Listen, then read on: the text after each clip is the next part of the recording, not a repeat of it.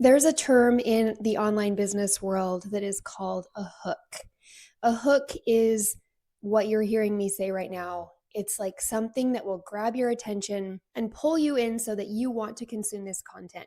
If you're scrolling on Instagram, the words that you're seeing on the screen on an Instagram reel, that's the hook. When you are listening to a podcast, watching a YouTube video, consuming any type of content, the first line, the first couple seconds are called the hook. And in the online business world, we learn how important hooks are to grab people's attention, to get them to stick around a little bit longer, to beat the algorithm. And because the online economy is made up of money, but also of attention being the main commodity that everyone is after, and more attention leads to more money. Getting people's attention becomes the first priority in running an online business or having an online platform of any kind. I've been thinking a lot about this concept lately, about hooks, about some other terms that I'm going to talk about later in this episode, and about time. And probably because it's the new year, and I've been thinking a lot about how I spend my time in general, the way we use time as a culture, as a society. I wanted to talk about this today, particularly about my quest to unhook myself from distraction. Welcome back to the Hey Steph podcast. I'm so glad that you're here. I'm Steph. I'm a holistic nutritionist and eating psychology coach, and I go through cyclical obsessions. My writing teacher, Rufi Thorpe, talks about obsessions, and one of my obsessions is the idea around smartphone use and internet use. And like I said, I have this cyclical relationship with obsessions. I'll be on a food kick for a while. I'll be on an exercise kick for a while. And one of them, along with, like time management, there's all sorts of things that I kind of cycle between that I love. Time management is my obsession right now, but also this idea of the way I spend my time and my mental load. Distraction is so potent in the world that we live in. And I've been thinking a lot about my distracted mind and my ability or inability to focus. So I want to talk about that today. It might be a departure from what I normally talk about on here of food, health, but I do think this is a really important aspect of health that I'm super passionate about. So I'm excited to chat about it with you, and I hope you take away something useful for you. I'm really fortunate to live close to two of my sisters. They live in the same neighborhood that I do. And my sister, Lindsay, we decided for our 2025 passion project to start a podcast together. It's something we've talked about for years. And so we recently did that. We have a couple episodes up and we started it, and it's called the Effort Lab. Now, it's been a really fun project so far to do together. We record episodes on early Saturday morning before any of our families are awake. And anyway, on an episode there on the Effort Lab, in one of our conversations, I mentioned a book that I read recently called Ordering Your Private World. And in that book, the author, George MacDonald, uses the phrase flabby thinking. That phrase really struck me, and I think it kind of set me off on this tangent maybe of observing my own thinking, my own thoughts, my thinking patterns, my ability to focus, and just being aware, like, is my thinking flabby? Do I have a phrase my dad used is intellectual horsepower? Do I have intellectual horsepower? Am I using that? I have always been a reader since my earliest memories. I love to read. I majored in English literature in college before I got my graduate degree in nutrition. Books have been a huge part of my life. And I feel like I've always kind of had that as part of my identity. Like, I've prided on myself on being a well-read person and on being able to think. But I've noticed lately that has changed. I still love to read. The types of books that I read now are different in a way than the books that I used to read, but my thoughts are different, and my quality of mind is different. And that has started to bother me where I've realized there's this aspect of my inner world, my mind, my private world, like George MacDonald calls it, that is not where I want it to be, and that I feel very distracted. Now, the world that we live in, which is made up of smartphones and the internet, these devices are designed to keep us constantly multitasking and to take as much of our attention as possible. Like I said, the digital economy runs on attention. And these devices, this way of running the world is winning. I mean, there's a lot of people making a lot of money off of that. in a lot of different ways, and it's not a bad thing. But I've noticed that most of my attention is given to one thing or another on the internet or on my phone for the majority of my waking hours. And that has started to really bother me. For years now, I have joked with my kids and my husband that I'm getting dementia, which is actually not funny, but it's kind of the joke. When I'm stressed out, I often forget words. If I'm yelling at one of my kids, I often can't form a complete sentence or think of the word I want. I'll be like, just pick up your thing, or like, go get your thing from the place. And I can't quite form sentences. It often shows up when I'm feeling stressed out or anxious. But even when I'm not stressed out or anxious, I found that I think this is normal to a certain degree, but it's been happening more often because I've been paying attention to it, that I'll walk into a room and be like, why did I come in here? What was I doing in here? But as I've been examining my digital habits more closely, I think that this sense of forgetfulness and low grade anxiety stems from the way that my mind is constantly overstimulated from the way I use my phone and my computer. And I'm starting to see very clearly these signs of mental overload in my life. Overstimulation and distraction have become so normal, so much the way that I live. It's like the water that I swim in, that I haven't even realized it until the last couple weeks, how fragmented my brain feels. And again, I don't think it's dementia. This is not like I don't need anyone to respond and be like, you should get a test. Like, I'm fine. But what I think, and the conclusion that I've come to, is that I am overloading my brain all day, every day. I always feel like there's something I'm supposed to be doing, something else I'm supposed to be doing, because there's always another post to read, an email inbox to clean out, a text to respond to, a link to click, an article to skim, a video to watch, a message to send, a product to buy. Like, the internet has given me, and I think all of us, these endless, eternal things that we could or possibly should be doing. It never ends. And every time I look at my phone or my laptop, more things are added to this kind of subconscious mental to-do list that I'm carrying around. It's more, always more and more. And it's my digital habits. Now, I think these digital habits that I'm mentioning, I don't know anyone who does this differently. I think the way our culture has evolved, like all of us I think I got my first smartphone in 2010. All of us just kind of bought one and accepted it without stopping to consider the consequences. We were just like, yeah, this is what everyone's doing. We're all downloading, what was that game we all used to play? Words with Friends.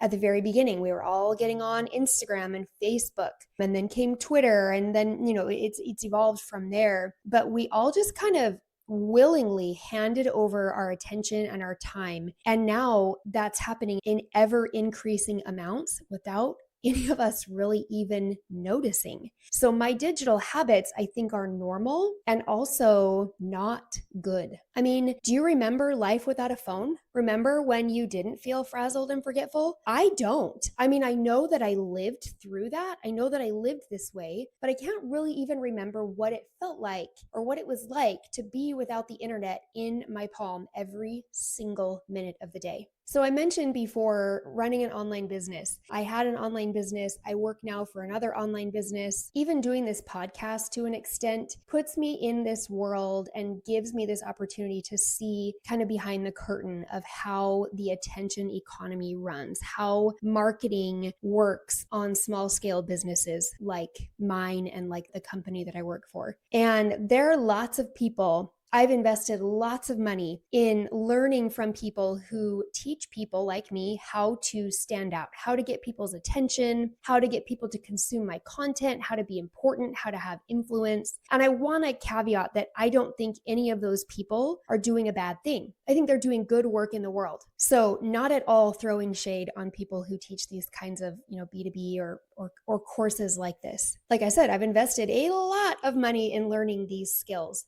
But as I have started becoming more aware of my own personal habits, again, lately, I've been thinking about this, another term in addition to the term hook, that's called a call to action. Now, we're taught in the online business world that every single piece of content you put out there, now content means anything, an Instagram post, an email newsletter, a podcast. Every single piece of content has to have what they call a call to action, a CTA. And this CTA is like, what do you want the reader or the person to do next? This is why you'll see on every Instagram post, comment the word podcast, and I'll send you the link to listen to my podcast. If you like this webinar, click here to sign up for my program. There's always, if you're reading an email newsletter, click here to download this thing or sign up for this thing or buy this thing. That's how online business works. That once you have hooked someone and you have their attention, you need to convince them to take action, to do a thing that you want them to do that will grow your influence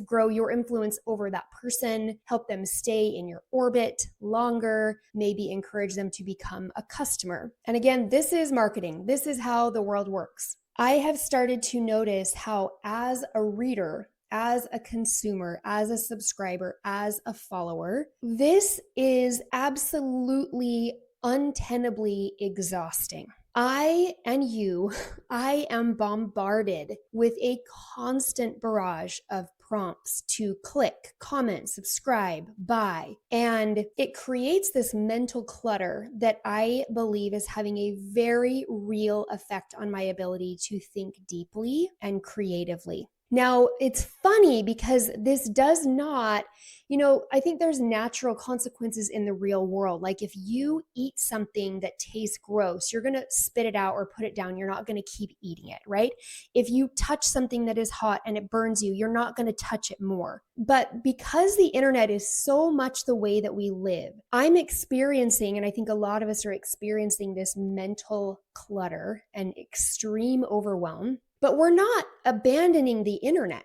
It's not showing up in like, Instagram is so stressful to me, I'm going to avoid it. No, I'm not avoiding the very source that is causing me this mental overwhelm because I haven't even consciously clocked it, right? I don't even realize fully that this low-grade anxiety that I'm just carrying around with me like a backpack is because of the way I'm consuming content online. So I just keep returning to the source of my overwhelm because it lures me in with the colors and the music and the movement and the emotions. It's funny and it's fun and it's interesting and I'm learning so much. But all the while, I feel like my brain is sputtering, like it's churning with overwhelm. So that I frequently walk into a room and forget what I came there for, or I kind of walk around the day feeling this sense without abatement that there is something that I'm forgetting to do. Because there's all those calls to action from the hundreds or thousands of posts I've seen that week. All the videos telling me to comment this or click here, the emails directing me to do this if I want to get this thing. And then I want the thing, and so I subscribe to the thing, and then I get all the email newsletters, and I'm like, oh my gosh, this is so overwhelming. This digital overwhelm leads me to feelings of anxiety and mental restlessness that shows up for me in needing more control, an increased desire for more productivity, more need to accomplish things, more.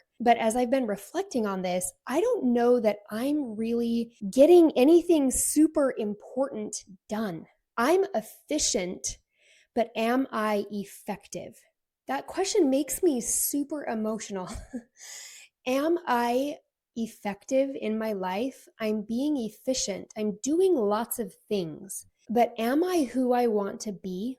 And this realization has just hit me really hard lately that more of my life than ever, maybe most of my life, the majority of my life, all of my professional life and much of my personal life is abstract now. And it takes place behind a screen. My job is online. Most of our communications are online. This is the nature of our digital culture. And I don't think it's a bad thing, but it's a very overwhelming situation. And it leads to this complete disembodiment. Like we don't need to live in our bodies. We can live completely in our heads. And now I have to say, I mentioned digital habits.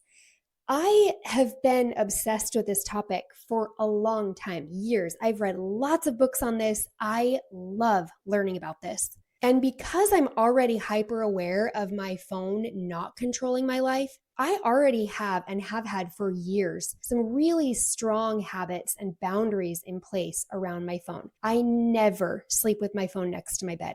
I never scroll my phone in my bed. I never use my phone when I'm laying in bed. I don't keep it next to me. So I'm never in a situation where I'm tempted to waste time at the beginning or the end of the day. Those times always felt innately maybe sacred to me, and being on my phone never felt right. I never wanted that to be the first thing or the last thing that I did. So I've never wanted that to be something mindless or useless. I've protected that time. So that's already like a huge step in the right direction, and I feel really good about that. And still, I'm not happy with the way that these influences are controlling my life and my thoughts. A few weeks ago, I was watching a YouTube video. I often have those on in the background while I'm working, listening to podcasts. I love podcasts on productivity. And I got an ad for an app that I had never heard of called Opal. And because the algorithm knows what I like and it knows I'm a sucker for these types of things, I went to the website and I downloaded this app called Opal. I don't know if you've heard of this, but when you go on and you download the app, you put in your average, screen time, and it will give you a startling and disturbing piece of information in the form of this graphic, this black and white text telling you how much of your life you will waste on screens if you continue at this rate. Let me look mine up because I want to tell you what it said. I screenshot it because I want to save it forever as a reminder. Okay, it says the bad news is that you'll spend 159 days on your phone this year, meaning that you're on track to spend 31 years of your life looking down at your phone. Yep, you read this right. My screen time amount is not astronomical. I'm not spending 8 hours a day on my phone. I think my average is about 4 to 5 hours, and that includes my job. But I knew when I saw that graphic that that was accounting for what I'm doing on my phone, but not what I'm doing on the internet because I have a laptop. And I started to think, okay, if it's 159 days on my phone, it's probably another 159 days on my computer. And I started to see myself as this person, like in the movie WALL-E, just completely absent from the real world. It shook me deeply. It is not even necessarily the amount of time that I'm spending, because again, I think I'm already pretty aware of this. It's more the way that I'm using these influences, these devices, or the way that I'm allowing myself to be used by them. And I think this is the way everyone uses these devices because it's how they were designed to be used. And it's chronic multitasking. There's always multiple windows that I'm jumping between, multiple apps that I'm flipping back and forth between in my phone. And my brain is starting to feel like that. Not starting to. My brain absolutely feels like that, like it's overloaded, like my mental load is too heavy. And I have started to believe, and I don't know, it's probably not this, unifactorial. Like there's definitely more things that play into this, but I think this is why a lot of us feel more anxious than we used to. I know for me, I don't have a diagnosed anxiety disorder, but I very frequently feel low-grade chronic anxiety. And I think this is why. So that brings me to what I'm doing. I am unhooking. And I'm going to go into more of what this means, but I have felt this like irresistible urge as we turn the calendar page to unsubscribe, to cut things out, to clear things away, to eliminate excess, to prune back. All of the metaphors apply here.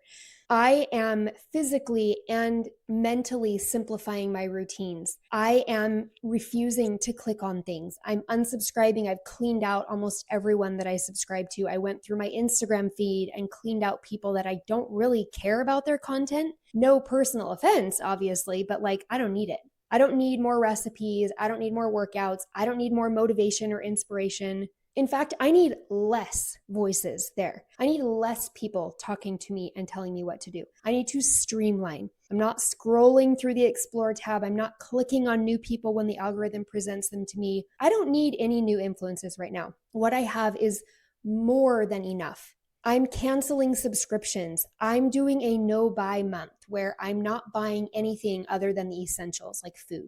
And it's been really enlightening to just put a hard and fast stop on no, I'm not consuming anything, and to realize how often I have that urge to I'll just buy the nope, not buying that thing. and how my brain tries to talk me out of that. I'm not even going out to eat. I'm not watching movies. I'm not finding new shows. I'm not buying new books. I'm reading the books I own. You can see the shelves behind me. I have thousands of books, maybe. I don't know. I should count. I have plenty of books. I'm not going on to Amazon. I'm not going on to shopping websites. Now, this might sound crazy, but I feel so good about this. I'm not doing this to be restrictive or to punish myself, but because I have felt for a while like I've just had too many tabs open in my brain. There have been multiple times in recent months when I have almost decided to quit writing. Now, if you know, I closed my nutrition business a few years ago to go all in on writing a novel. And I have struggled so much with this feeling that has really impacted my ability to be creative. I feel like my creative motivation, my creative spirit has been almost killed by this churning restlessness. It's impacted my mood, my contentment with my life. I have an amazing life. I have so much to give. I want to write. I want to create.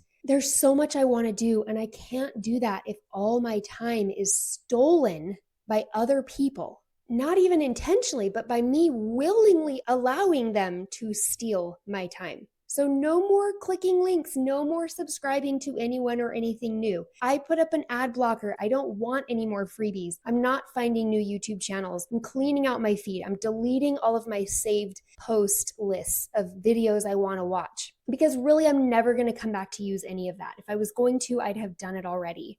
I'm just saying no. I'm saying I have enough, and I'm saying that's enough. There is so much the internet has done and can do to make my life better. I truly feel like me losing 60 pounds was due to positive influences I found online.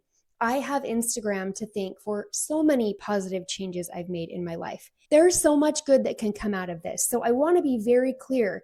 I'm not demonizing anything or anyone, but it's too much. And too much of a good thing is not a good thing.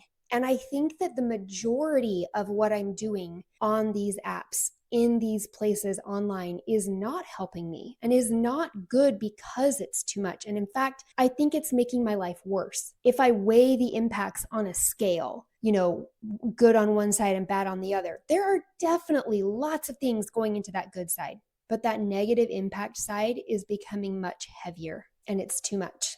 I love Cal Newport. I don't know if you've read any of his books. He has a book called Deep Work. He has a book called Digital Minimalism, and his most recent one called Slow Productivity. I love all of them. I love his podcast, which I watch on YouTube. And he recently put out an episode called Cultivate a Deep Life. And I want to share this quote. He says, "We also have all of this sort of electronic distraction that subverts our deeper instincts for meaning.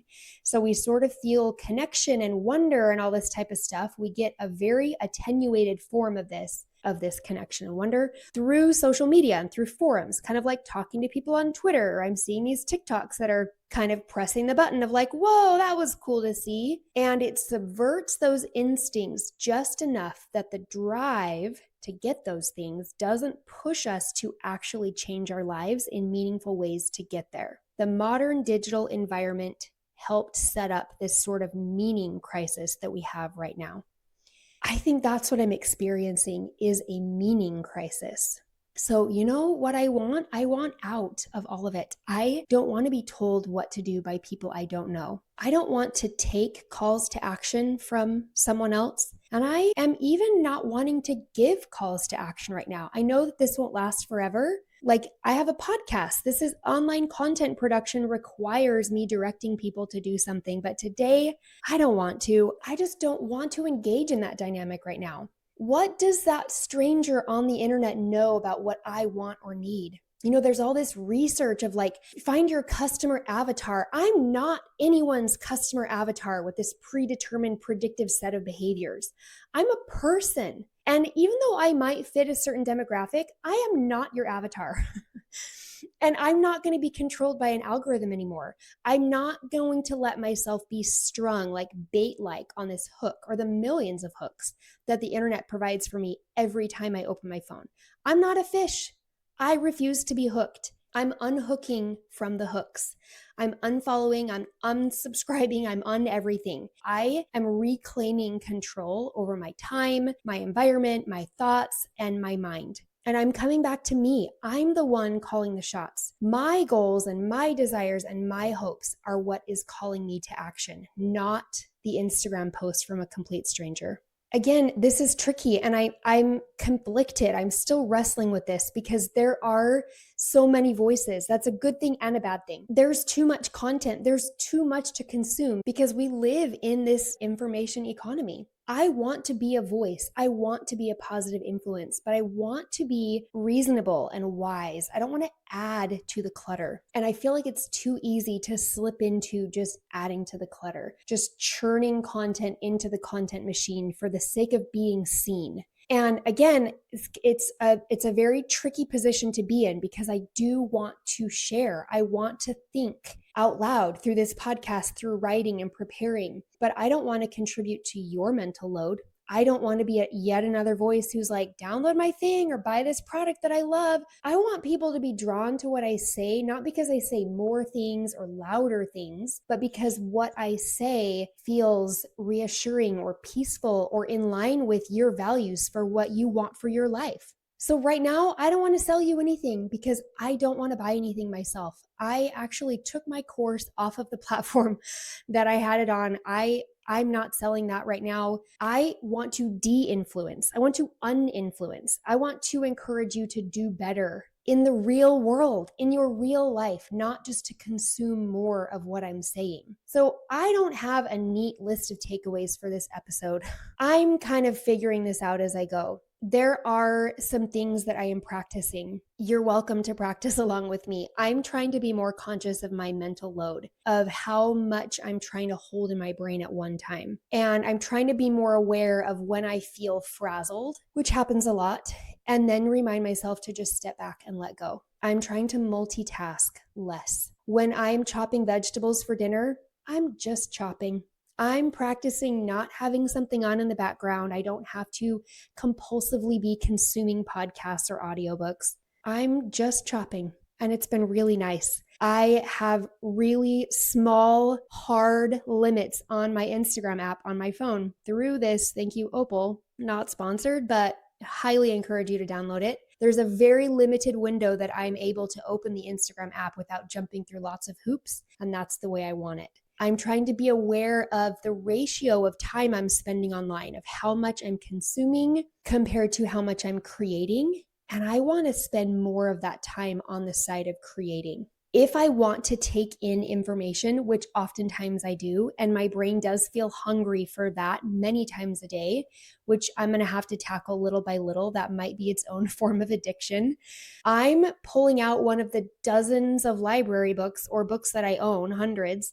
I've gotten in this habit since the new year of putting library books on hold and going to pick them up and carrying hard copy books around with me. I have a stack right here next to me, and I'm carrying them into the bathroom. I'm carrying them when I brush my teeth. I'm reading in bed. I'm reading when I have just a few minutes downtime. Instead of scrolling my phone, I'm picking up a book. And it feels like these little information security blankets, but that are much more at the speed that my brain likes. And I keep them scattered around my house to remind me that what I really want more time for is written words on printed pages, not watching useless videos from people I don't know and don't necessarily trust. So this is not about abandoning the internet. I'm not getting rid of my phone as much as I would love to. I think that's about as realistic as going without running water. This is about me becoming the person I want to be and setting aside those influences that keep me just spinning my wheels on the wrong track. I want to be, and I'm trying to be, a wise steward of the very limited amount of time I have each day, and to be present in my own life and in my own mind, even when it's uncomfortable, which being human so often is uncomfortable. So I'm just experimenting with letting go of my online life a little bit more and stepping more fully into my real life. And it feels pretty good already. Thanks so much for being here with me today. I appreciate you listening. I hope this has been helpful. I hope you don't think I'm crazy. I'm not crazy. I'm feeling really good about all of this. I will probably talk more about this. I don't have a super clear vision for this podcast, for anything I'm doing online. And I'm letting myself just kind of step into the darkness with that, of trusting that I'll figure it out. And if you're sticking with me through all of this, like who knows what she's doing or what she's going to talk about, I really appreciate you being here. I don't know what I'll talk about, but I can promise you that I will be back next week, and I hope to see you then. Thanks for listening.